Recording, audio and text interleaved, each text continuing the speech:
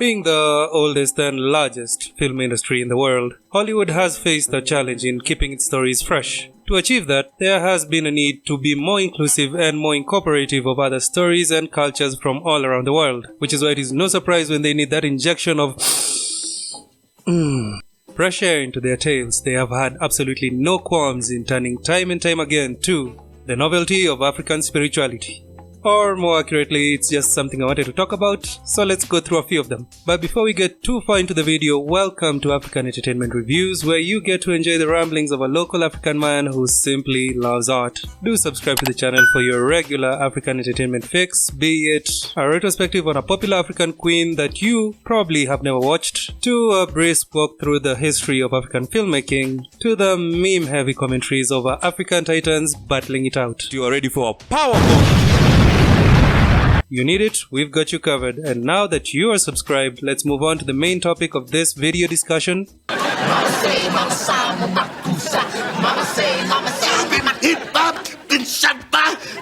With a mostly white cast performing songs written by Elton John, it is quite easy for anyone to forget that 1994's Lion King was actually not just set on an African backdrop, that being the African savannah, but also borrowed heavily from African cultural and spiritual traditions. Everything from Simba's primary initiation to Rafiki's various other divinities, all of these borrow heavily from African spirituality, and none more so than Simba's Who Am I scene, where he gets to communicate with his father Mufasa. Do it again. Mufasa! Who appears to him through these gloriously shaped clouds. This, dear viewers, is actually based off a core concept of African spirituality, which is in the belief of ancestors and their spiritual connection and influence to the land of the living through their presence in the afterlife. Something a bit of a common theme that you will be seeing throughout the rest of this video. However, the pool of African spirituality that Hollywood could borrow from went far beyond just their ancestral bonds. Take for example the spiritual practices popularized as voodoo, which are technically bastardizations of the original West African spiritual practices known as Vodou, religiously practiced by the Ewe, Aja and Fon people of Benin, Togo, Ghana and Nigeria, with their various branches of evolution alongside their peoples who were migrated to various parts of America, Cuba, Haiti, Venezuela and Brazil. Vodou's bastardization in Hollywood into voodoo has actually changed it more into a black magic source, more or less popularizing it as a dark spiritual force throughout modern entertainment media. Shifting our focus away from voodoo, we can find more African spirituality in one of Hollywood's favorite fascinations, and that is in ancient Egyptian spiritual practice. Oh yeah! Look what I got! From the ancient Egyptian spiritual practices of mummification, which form the core plot of, well, the mummy, and every other mummified character in Hollywood history, to adaptations of the very complex polytheistic beliefs of the African Egyptian religion through their pantheon of deities, which I would personally argue have not been realized to their best considering the absolute dumpster fire that was the Gods of Egypt movie. Yeah, I'm gonna have to make a whole video ranting about that one. Only a madman would try such a thing. Fortunately, some writers and directors have been able to incorporate African spirituality into their films with more care and diligence. What are you doing? We don't do that here. So how... Now, Marvel has been getting a lot of hate of late, some of it for good reason, some of it not so much.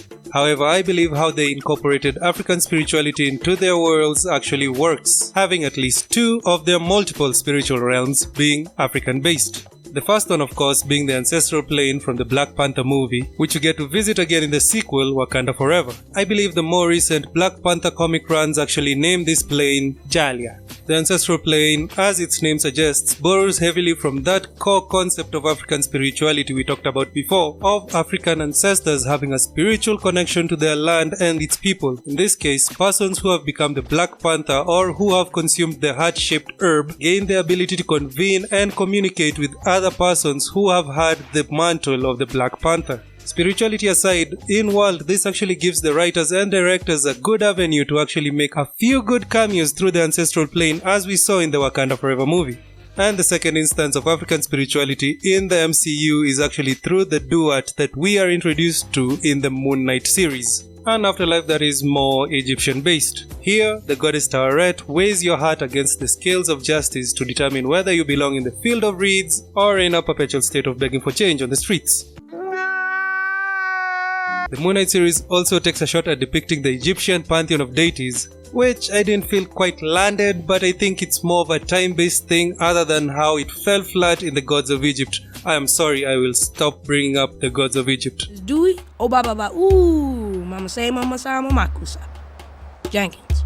Nigga, what? Anyway, this wasn't meant to be an exhaustive list of all the incorporations and depictions of African spirituality within Hollywood movies. Heck, it wasn't even meant to debate if some of them are exploitative or inclusive or even forms of representation. Hint, most of them are not. However, highlighting them, I hope that you, especially if you're African, have found a new appreciation for your presence in Hollywood through the spirituality of your people, even though it can be argued that African spirituality has lost its own way amongst its own people. And I hope that sooner rather than later we will be allowed to have a say in how we are depicted in our own spirituality through these stories.